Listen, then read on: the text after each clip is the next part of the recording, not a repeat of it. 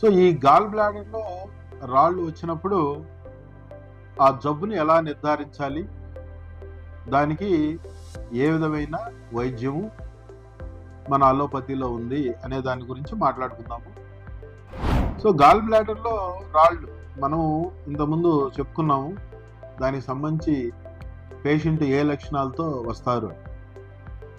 So ఆ లక్షణాలతో వచ్చినప్పుడు సింపుల్గా ఒక అల్ట్రాసౌండ్ అబ్డామిన్ అన్ని చేస్తాము. సో ఈ అల్ట్రాసౌండ్ అబ్డామిన్లో మనం గాల్ బ్లాడర్ రాళ్ళని చాలా ఈజీగా జబ్బును కనుక్కునే అవకాశం ఉంది. అదేవిధంగా ఎల్ఎఫ్టీ అని కూడా చేస్తాము.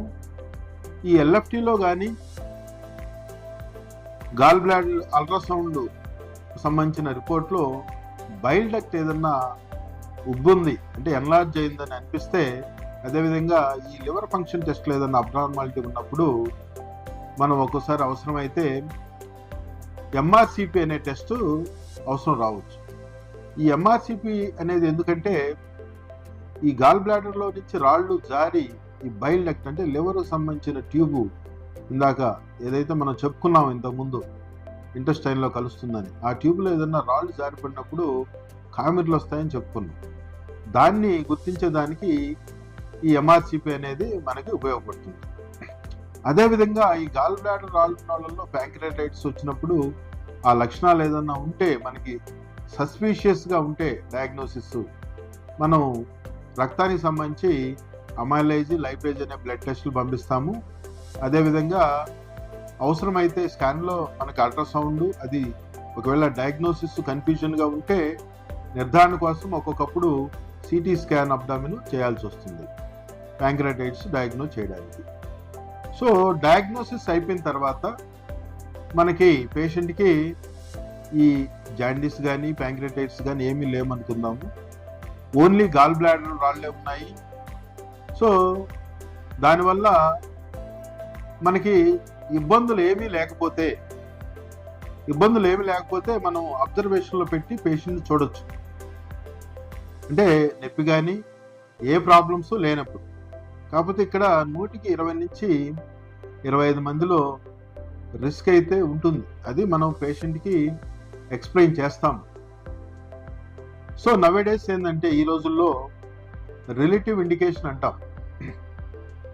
సో ఆ పేషెంట్స్లో కూడా మనకి రిస్క్ తీసుకోవడానికి, లేకపోతే రిమోట్ ప్లేసెస్లో ఉండే వాళ్ళకి మనం ట్రీట్మెంట్ అయితే సజెస్ట్ చేస్తున్నాం. సో మనకి ఇక్కడ డయాగ్నోస్ అయిన తర్వాత ట్రీట్మెంట్ ఆప్షన్స్ ఏమున్నాయి. సో మనకి గాల్ బ్లాడర్ రాళ్ళు మెయిన్ ట్రీట్మెంట్ ఏంటి? మనకి మందులతో ప్రస్తుతానికి ప్రపంచంలో కరిగే అవకాశం కానీ వేరే పద్ధతులు కానీ ఈ ట్రీట్మెంట్ గాల్ బ్లాడర్ స్టోన్స్కి అయితే లేదు. మెయిన్ ట్రీట్మెంట్ ఏంటంటే ఆపరేషన్ ద్వారా పసురుతిత్తిని తీసేయడం అనేది దీని మెయిన్ ట్రీట్మెంట్. ఈ ఆపరేషన్ అనేది చాలా సింపుల్ ఆపరేషను. రెగ్యులర్గా మోస్ట్ ఆఫ్ ది సెంటర్స్లో అందరూ బాగా చేస్తున్నారు, మంచి రిజల్ట్స్ ప్రొడ్యూస్ చేస్తున్నారు. లాప్రోస్కోపీ ద్వారా అంటే లేజర్ సర్జరీ అంటాము, లేదంటే కీహోల్ సర్జరీ అంటారు. లాప్రోస్కోపీ ద్వారా సో గాల్ బ్లాడర్ టోటల్గా రాళ్లతో సహా రిమూవ్ చేస్తాం.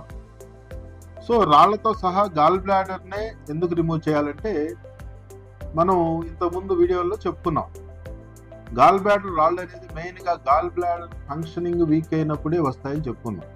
సో మనం ఇక్కడ రాళ్లను మాత్రమే తీసినా కూడా అసలు ముఖ్య కారణము మనకి గాల్ బ్లాడర్ పంపింగ్ అంటే ఫంక్షన్ కాబట్టి, సో గాల్ బ్లాడర్ అలాగే ఉంచితే రాళ్ళు ఇమీడియట్గా 3 నెలల్లో ఫామ్ అయ్యే అవకాశం ఉంది. సో అందుకోసం మనం ఖచ్చితంగా గాల్ బ్లాడర్ని తీసేయడం అనేది మన సైన్స్లో ఉంది, దీనికి సంబంధించిన ట్రీట్మెంట్. సో మామూలుగా కొందరు మెడిసిన్స్ కొన్ని మనకి అదర్ డిపార్ట్మెంట్స్ అంటే యునాని, ఆయుర్వేదం, సో హోమియోపతి వీటిల్లో మందులతో కరిగిస్తామని చెప్తుంటారు. అది ప్రస్తుతానికి మన అల్లోపతిలో మన రీసెర్చ్ అంటే ఎవిడెన్స్ బేస్డ్ సైన్స్ ఇది. ఇంతవరకు ఈ మందులైతే ఏం లేవు. ఎన్ని సంవత్సరాలు మందులు వాడినా తగ్గే అవకాశం లేదు. అది అపోహ మాత్రమే.